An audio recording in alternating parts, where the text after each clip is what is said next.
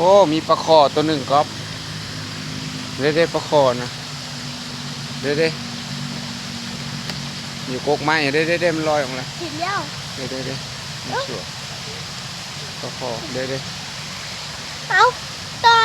อนปลาขอดหน้าอยู่ที่นี่เด้มันยังโตเน่ยอยู่นี่นะมันโตใหญ่ใหญ่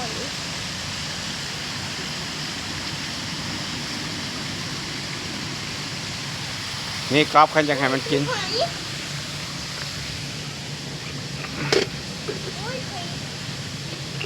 นี่ได้จะเบิ่งเลยพวกเขาไม่อยาก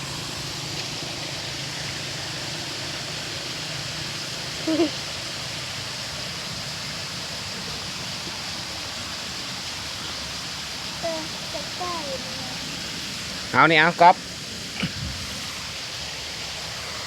ใกล้ใกล้โยนใส่เอาใกล้ใกล้ใกล้บ้างแน่เด็ดปลาคอมาแล้วก็เห็นบ่ปลาคอนะใกล้บ้างแน่เด็กโยนนะแม่